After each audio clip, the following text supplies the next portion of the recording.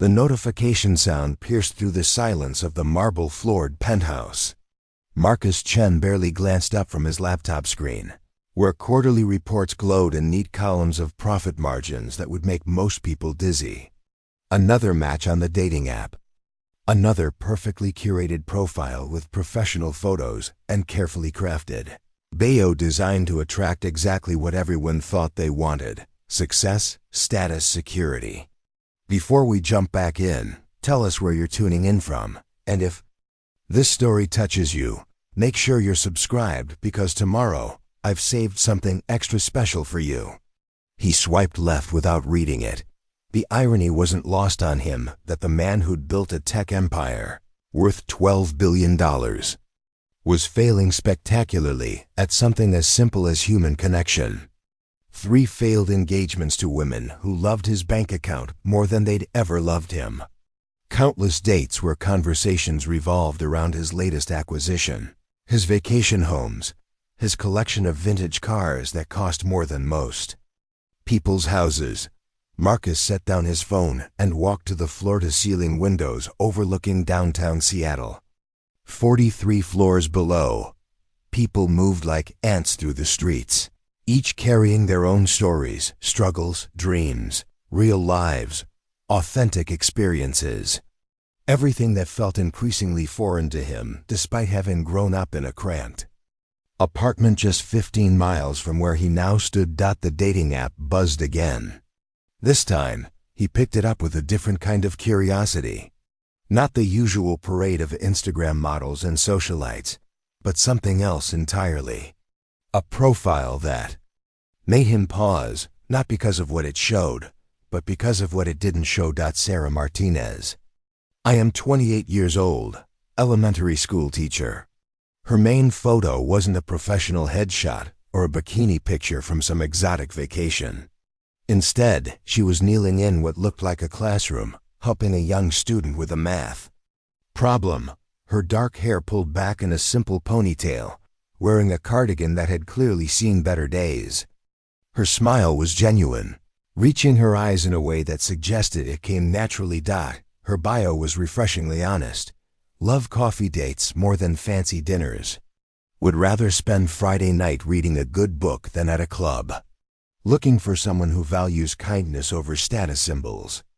Teacher's salary means I'm not high maintenance. Actually, I'm probably low maintenance to a fault.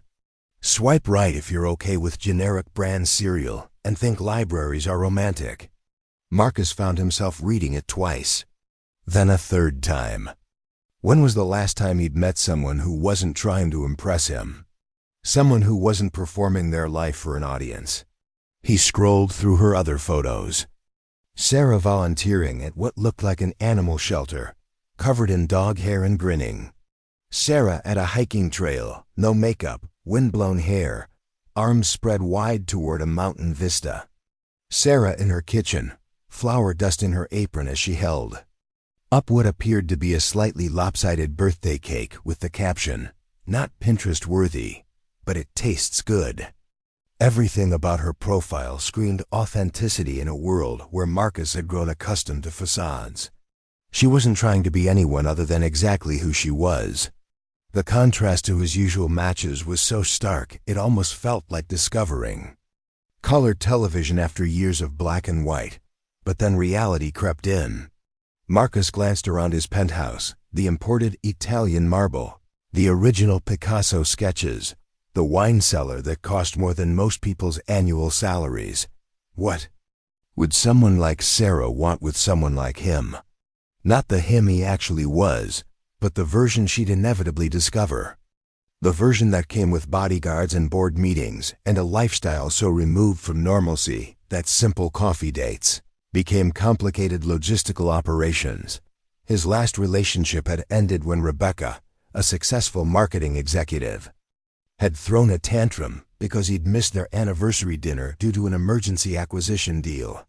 She'd screamed that he loved his money more than he loved her. She wasn't entirely wrong. But what she'd never understood was that by that point in their relationship, the money was all she'd seemed interested in anyway. Their conversations had devolved into discussions of which country house to visit, which charity gala to attend, which investment opportunities she thought he should pursue. Marcus had built his fortune by recognizing patterns, identifying gaps in the market, seeing opportunities others missed. Looking at Sarah's profile, he saw an opportunity of a different kind entirely. A chance to discover who he might be when stripped of all the external markers that had come to define him. An idea began forming. Dangerous, perhaps. Definitely dishonest on the surface. But maybe, for once, it would allow him to be completely honest about everything that actually mattered. He opened his profile settings and began typing. Michael Carter, 29, freelance graphic designer. Currently between major projects, which means ramen noodles are back on the menu. Love hiking, coffee shops with character, and dogs that are bigger than apartments. Looking for genuine conversation and someone who won't judge me for having more books than furniture. Recently moved back to Seattle after my startup didn't work. Turns out the tech world is harder than it looks. Swipe right if you're okay with splitting the check and think adventure is more about who you're with than where you go. He selected a photo from 2 years ago, taken during a rare weekend, when he'd escaped to the mountains alone. No designer clothes, no expensive watch, just him in a simple flannel shirt and jeans, sitting by a campfire, looking genuinely relaxed for perhaps the first time in years. Within minutes of updating his profile, he'd matched with Sarah. His phone buzzed with a message. Your profile made me smile. Most guys on here are either trying too hard to impress or not trying at all. You sound refreshingly normal. Also, I have approximately 17 books for every piece of actual furniture in my apartment, so I think we'd get along just fine. Marcus, now Michael, stared at the message for several minutes. No one had called him refreshingly normal in over a decade. The phrase hit him like a revelation.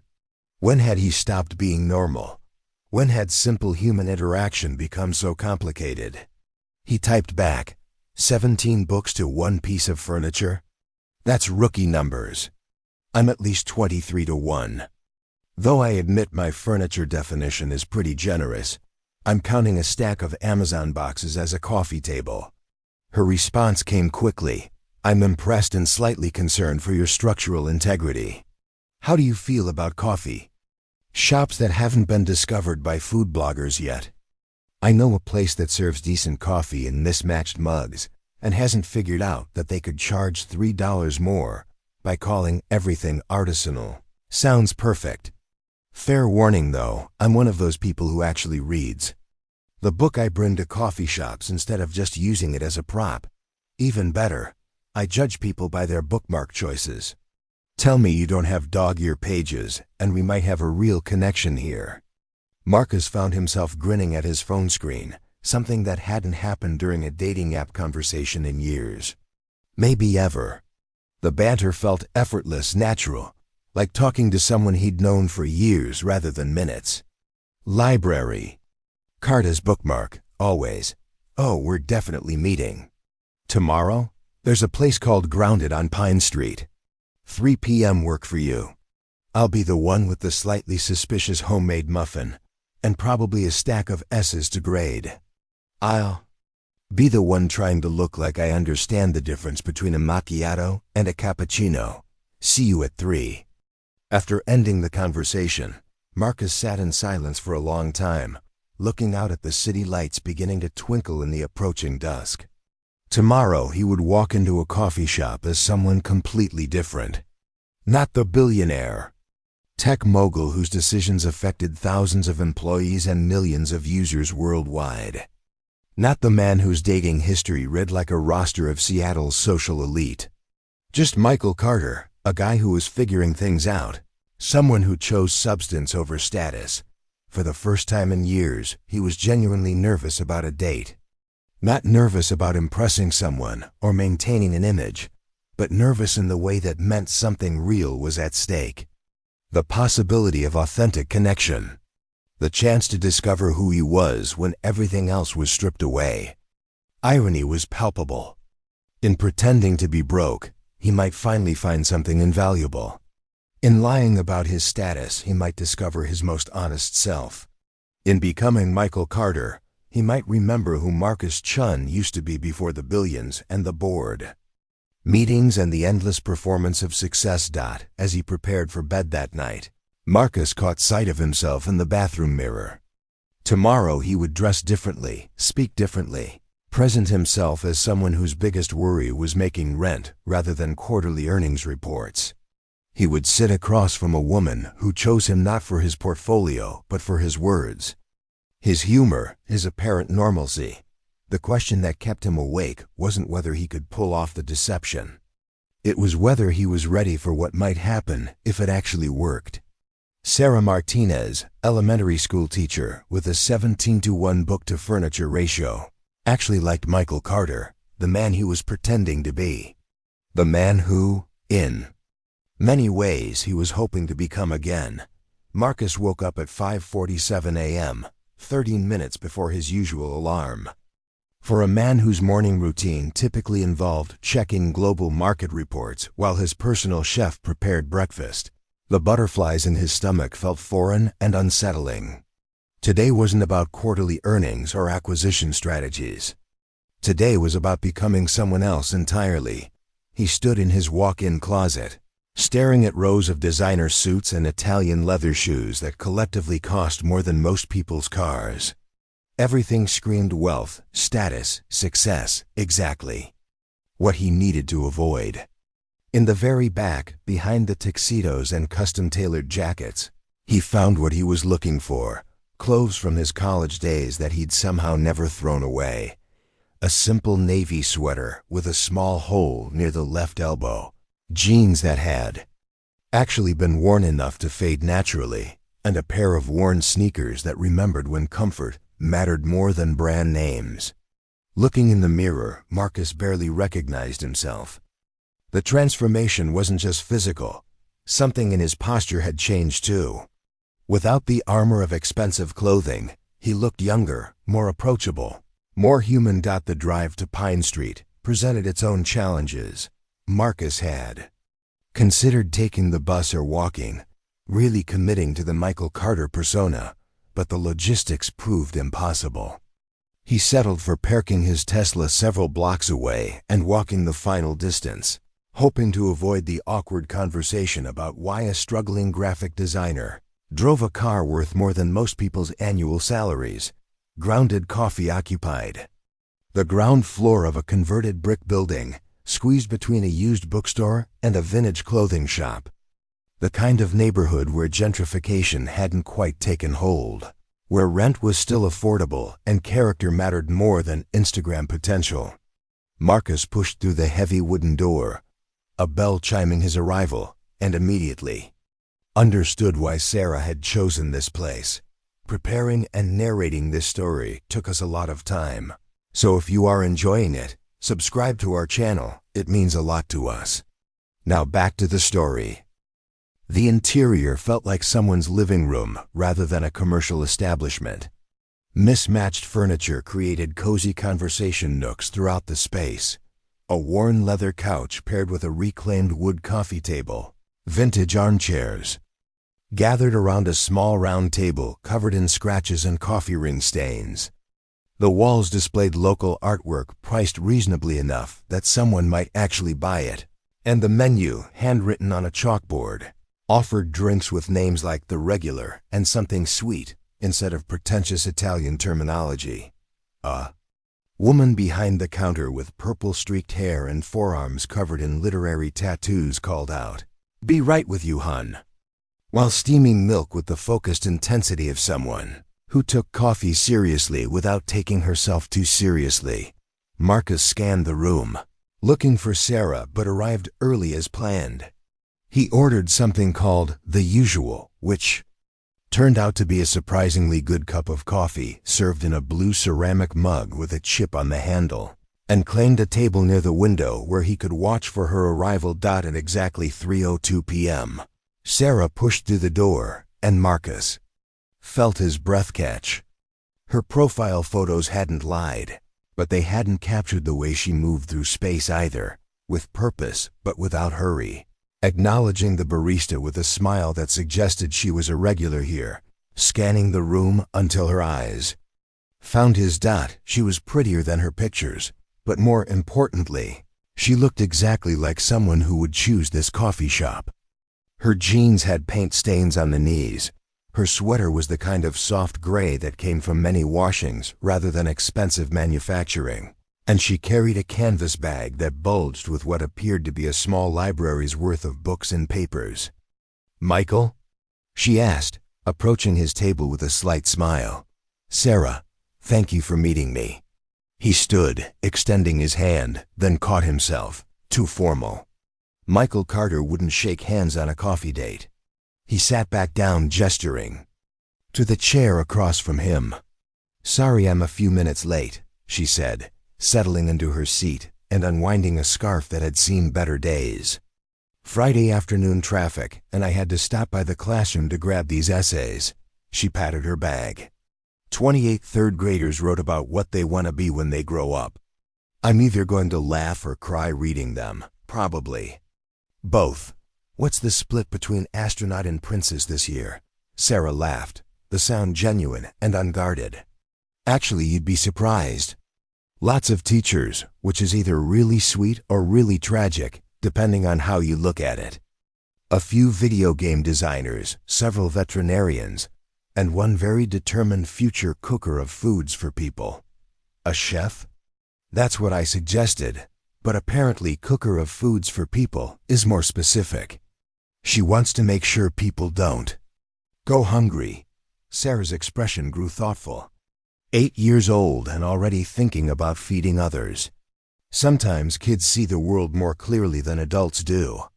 Marcus felt something shift inside his chest. When was the last time someone had shared something real with him within the first 5 minutes of meeting? Usually, first dates involved careful presentations of carefully curated achievements, strategic revelations designed to impress rather than connect. "Can I get you something to drink?" he asked, standing. "Oh, you don't have to. I want to. Besides, I need to figure out what something sweet actually means." Sarah grinned. "It's their specialty latte with cinnamon and a hint of maple syrup. Nothing fancy, but it tastes like fall in a cup." At the counter, Marcus found himself in conversation with the purple-haired barista, whose name tag read River. "First time here?" River asked, expertly working the espresso machine. "Yeah, nice place.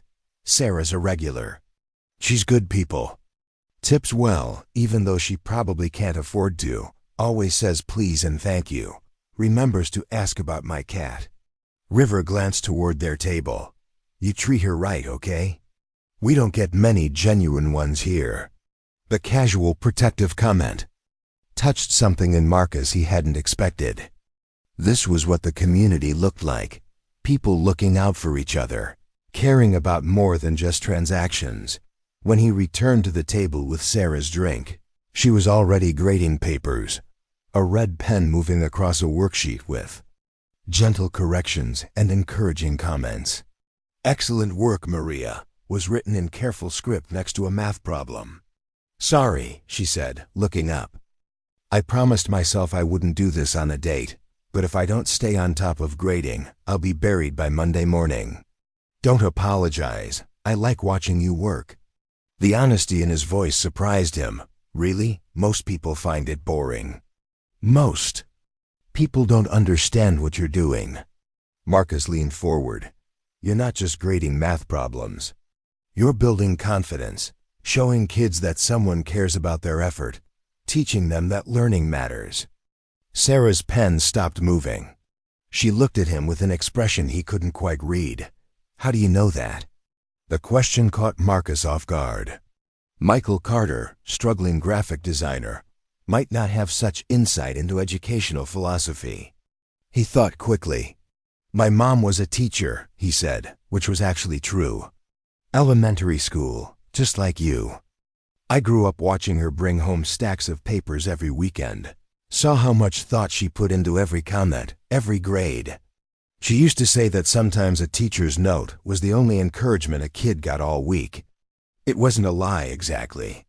His mother had been a teacher before she'd married his father and before Marcus's success had allowed her to retire comfortably. But he was surprised by how easily the memory came back, sitting at the kitchen table while his mother graded papers, the care she took with each student's work, the pride in her voice when she talked about their progress. "Your mom sounds wonderful," Sarah said softly. "She is," Marcus corrected quickly. "She's retired now, living in Florida, probably spoiling my cousin's kids and volunteering at the local literacy center." "Does she know you're here? On a date with a teacher?" Marcus smiled. "She'd probably want to give you lesson plan suggestions and ask if you need any classroom supplies." They fell into an easy conversation about teaching, about Sarah's students, about the challenges of public education funding. Marcus found himself genuinely interested in problems he'd never considered. Outdated textbooks, crowded classrooms, teachers spending their own money on basic supplies. "It's frustrating," Sarah said, warming to the subject. "People talk about education being important, but when budget cuts come, guess what gets slashed first? Art programs, music, library hours, classroom supplies. I have students who share textbooks because we don't have enough for everyone. That's insane. In a country this wealthy, kids shouldn't have to share textbooks, right? But unless you're dealing with it directly, it's easy to not see the problem. Politicians send their kids to private schools. Wealthy families can supplement what public schools can't provide, and everyone else just makes do." Marcus felt an uncomfortable recognition. His company's annual holiday party cost more than many schools' entire arts programs. He'd never thought about the disparity because he'd never had to. "Sorry," Sarah said, catching herself. "I get a little passionate about this stuff." "Occupational hazard. Don't apologize. Passion suits you." She blushed slightly, tucking a strand of hair behind her ear. "Tell me about your work." "Graphic design must be interesting. Getting to solve visual problems, create things people actually see in use." This was dangerous territory. Marcus had researched enough to speak intelligently about graphic design, but the specifics of freelance life, of struggling to find clients and make ends meet, were completely foreign to him. "It's unpredictable," he said carefully. "Some months are great, others are lean. Right now I'm between major projects, which gives me time to meet interesting teachers, but doesn't do much for my bank account. I get that. Teaching is stable but not exactly lucrative. Some of my friends who went into tech are making triple what I make, but ... She shrugged. "I can't imagine doing anything else." When a kid finally understands a concept they've been struggling with, when you see that light bulb moment, there's no price tag on that feeling. Marcus found himself leaning forward, genuinely captivated by her enthusiasm. When was the last time someone had talked to him about job satisfaction that had nothing to do with money? "What about you?" Sarah asked. "What drew you to design?" Marcus thought about his real career path: business school, startup ventures, the relentless pursuit of market dominance. None of that would fit Michael Carter's story. "I've always been visual," he said, which was somewhat true. "I like the idea of communication without words, of creating something that makes people feel or think or act differently. There's something pure about it, just you, the concept, and the execution." It wasn't entirely dishonest. In his real work, Marcus did think about design constantly: user interface, customer experience, the visual presentation of ideas. He was just leaving out the part about doing it at a scale that affected millions of users and generated billions in revenue. "That's beautiful," Sarah said. "I never thought about design that way, but you're right. Good design is almost invisible. It just works." The afternoon stretched longer than either had planned. River refilled their drinks twice without being asked. The stack of papers in Sarah's bag remained mostly ungraded. And Marcus discovered that he could listen to Sarah talk about her students for hours without getting bored. She told him about Marcus, a coincidence that made them both laugh, a student who struggled with reading but had an incredible memory for historical facts. About Emma, who was shy in class but wrote stories that revealed a rich inner world. About David, whose parents worked multiple jobs and often sent him to school without lunch. So Sarah had started keeping granola bars in her desk drawer. "You feed your students?" Marcus asked. "Some of them. It's not an official policy or anything, but hungry kids can't focus on learning. It's not their fault their parents are working 3 jobs just to keep the lights on." The casual way she mentioned buying food for students with her own money she clearly didn't have much of, hit Marcus like a revelation. While he worried about stock portfolios and market fluctuations, this woman was making sure children didn't go hungry during the school day. "Sarah," he said impulsively, "you're remarkable." She looked surprised by the intensity in his voice. "I'm really not. I'm just doing my job." "No, you're not. Your job is to teach 3rd grade curriculum. Feeding hungry kids, staying late to tutor, struggling students, spending your weekends grading papers with encouraging comments. That's not in any job description. That's you choosing to care." Color rose in her cheeks. "Anyone would do the same thing." "No," Marcus said quietly, thinking of his own world where caring was often seen as weakness, where personal interest always came first. "They really wouldn't." The conversation was interrupted by River calling out that they were closing in 15 minutes. Marcus looked around, surprised to see that the coffee shop had emptied while they'd been talking, that the afternoon light coming through the windows had shifted to the golden tones of early evening. "I should let you get to those papers," he said reluctantly. "I should," Sarah agreed, but she made no move to gather her things. "This was really nice. You're not what I expected." "What did you expect, honestly?" "Another guy who talks about himself for 2 hours and asks me 3 questions total, 2 of which are about my dating history." She smiled. "You asked about my students, my work, what I care about. That's rare." Marcus felt a stab of guilt. If only she knew that he'd been performing a version of himself designed to be exactly what she'd want to hear. But sitting across from her, seeing the genuine warmth in her eyes, he realized that somewhere during the afternoon, the performance had become real. He did care about her work, her students, her passion for making the world better one child at a time. "Would you want to do this again?" he asked. "I'd like that." Sarah gathered her papers, stuffing them somewhat haphazardly into her canvas bag. "Though next time, maybe somewhere I can't bring grading.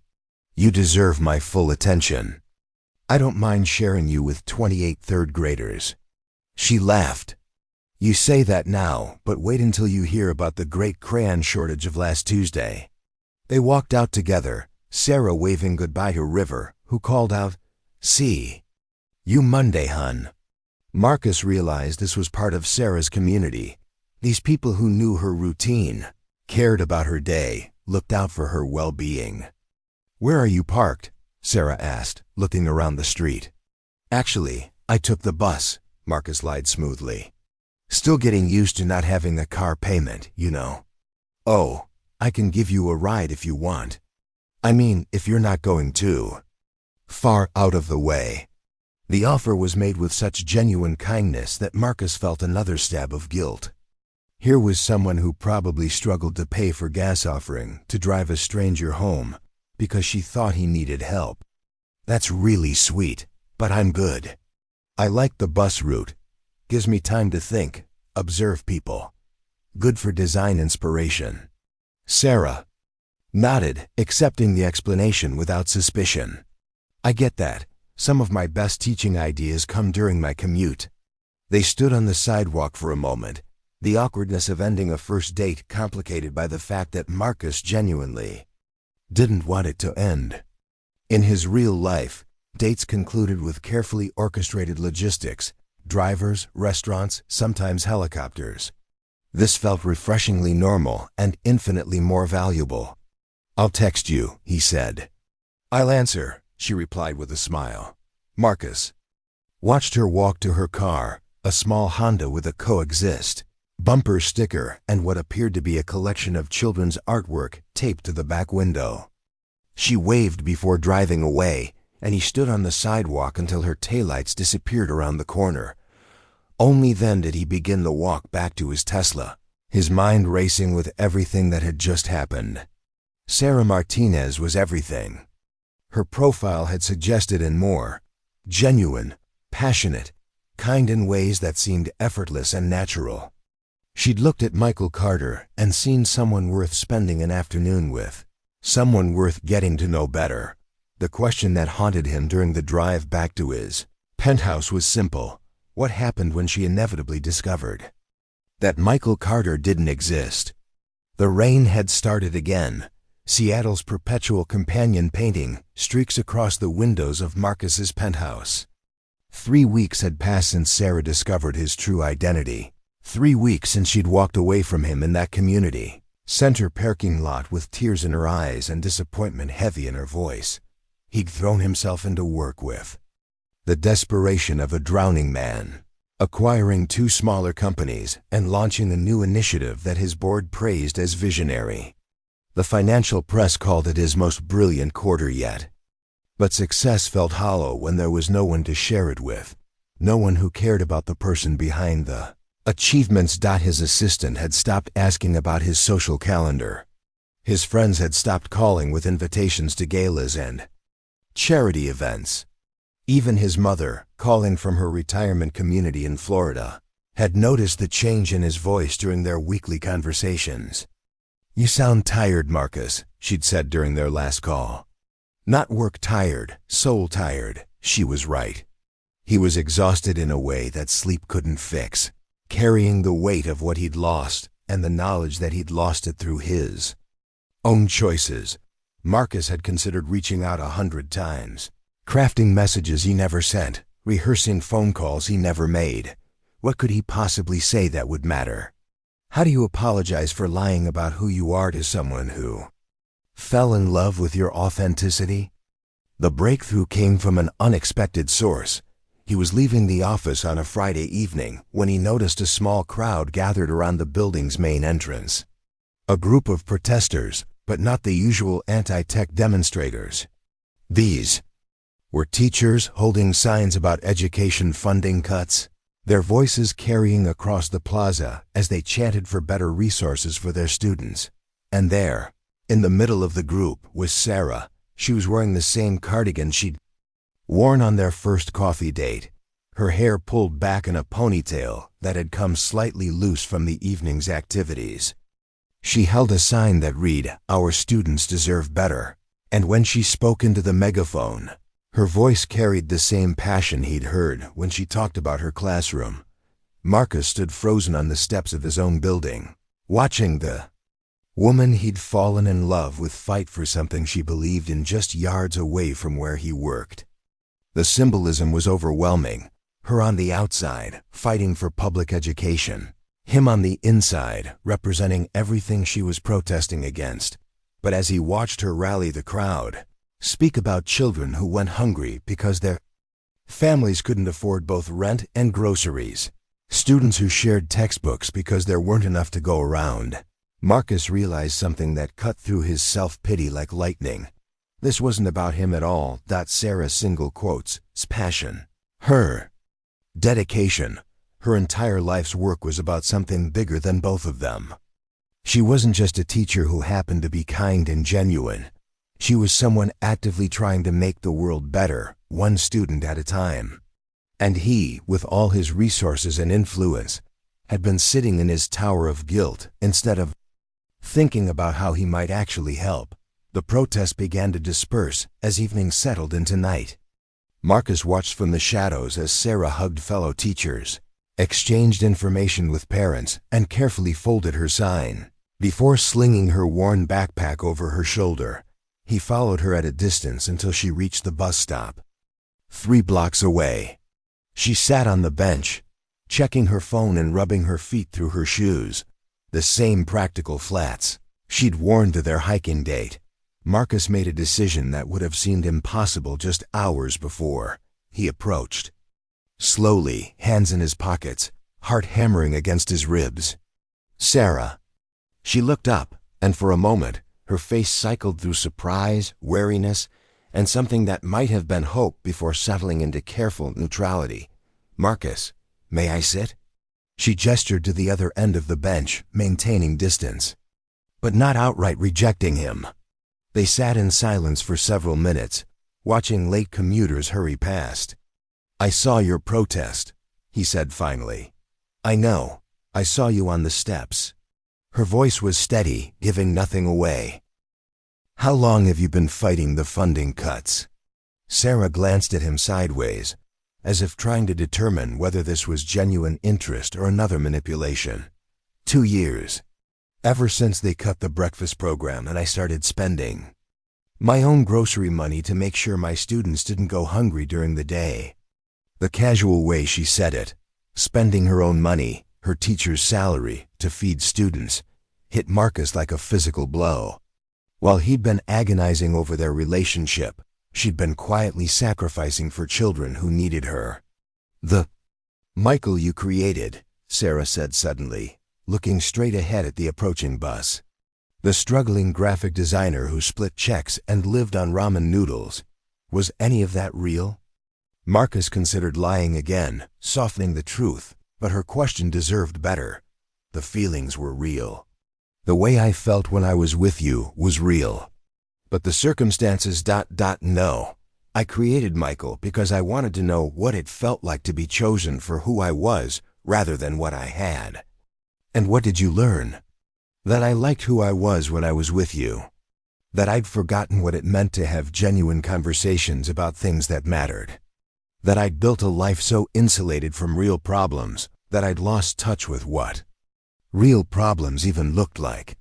The bus approached, its headlights cutting through the gathering darkness. Sarah gathered her things but didn't stand immediately. "I kept thinking about something you said," Marcus continued, knowing this might be his last chance. "About teaching being the most important job no one respects. You're right. And I've been thinking about how someone with resources might change that." Sarah turned to face him fully for the first time since he'd sat down. "What do you mean?" "I mean, what if the breakfast program came back? What if there were enough textbooks, enough supplies, enough support for teachers to actually teach instead of spending their own money to keep their classrooms running? Marcus, if you think you can solve this with a charity check, not a check, a foundation, a real commitment to systemic change. I have more money than I could spend in 10 lifetimes, and I've been using it to acquire more companies and expand market share, but you've shown me what really matters. You've shown me problems worth solving." The bus pulled up with a hiss of air brakes.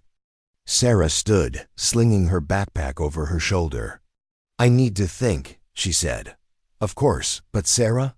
She paused at the bus steps. "The Michael you knew, the one who preferred bookstores to board meetings, who thought libraries were romantic, who wanted to split the check and talk about books, that person was real. He just happened to be buried under a lot of money and expectations. You helped me find him again." Sarah studied his face for a long moment. "The man I fell in love with cared more about people than profit. He listened to children's stories about their day and thought they were important. He believed that how you treat others matters more than what you own. I still believe that. Then prove it."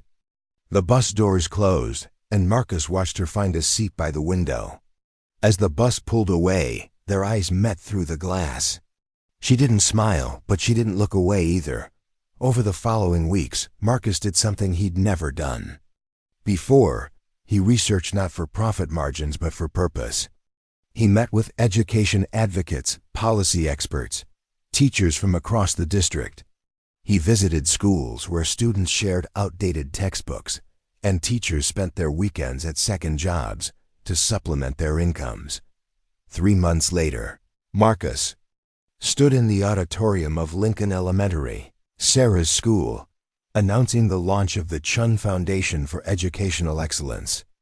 The foundation would provide direct classroom funding, teacher salary supplements, free breakfast and lunch programs, and scholarships for students pursuing teaching careers. Sarah sat in the third row, wearing a dress he'd never seen before. Blue with small white flowers, probably bought for the occasion. She listened to his speech with the same attention she'd given to their conversations about books and hiking trails. When the formal presentation ended, Sarah approached him. "It's a good start," she said. "Just a start."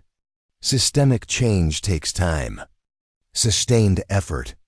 This can't just be a guilty conscience project that you abandon when the novelty wears off. Marcus nodded. "I've hired Dr. Patricia Williams to run the foundation. She has 30 years of experience in education reform. I've committed to fund it for at least 10 years, with the option to extend indefinitely." Sarah's eyebrows rose slightly.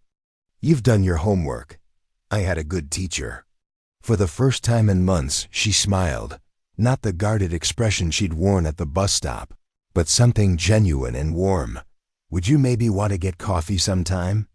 Marcus asked. "I promise no deception this time. Just Marcus Chen, billionaire who's trying to figure out how to use his resources responsibly, asking Sarah Martinez if she'd like to continue a conversation we started months ago." Sarah considered this, looking around the auditorium where her colleagues were discussing foundation programs that would genuinely improve their students' lives. "I'll consider it," she said, "but I have conditions." "Name them." "We split the check. We go somewhere that doesn't require reservations. And if you ever lie to me again about anything, we're done."